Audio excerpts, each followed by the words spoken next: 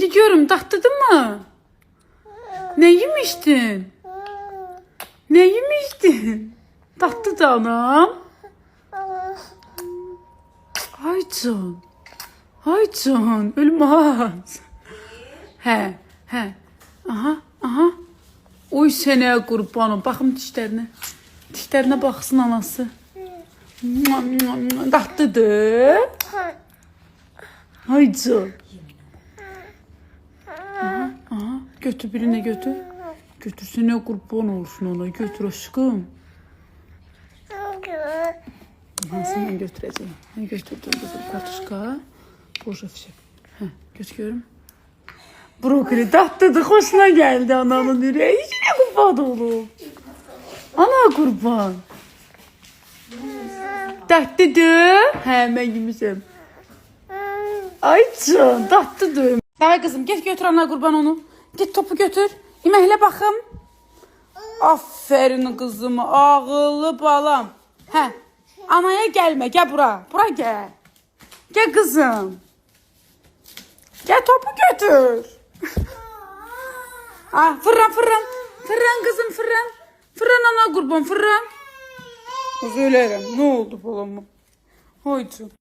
Gidiyorum. Tattırdın mı? Ne yemiştin? Ne yemiştin? Tatlı da anam. Aycan. Ölmez. He. Aha. Oy sənə qurbanım. Baxım dişlərinə. Dişlərinə baxsın anası. Tatlıdır. Aycan. Aha. Götür birine götür. Götürsene kurban olsun ona. Götür aşkım. Nasıl ben götüreceğim? Ne götürdüm kızım? Kartuşka. Boş afişe. Götürüyorum. Brokoli tatlıdı. Hoşuna geldi ananın yüreği. Yine kurban oğlum. Ana kurban. Tatlıdır. He ben yemişim. Aycan tatlıdır. Davay kızım git götür ana kurban onu. Git topu götür. Yeməklə baxım. Aferin kızım. Ağıllı balam. He. Anaya gelme. Gel bura. Bura gel. Gel kızım. Gel topu götür. Fırlan. Fırlan kızım fırlan.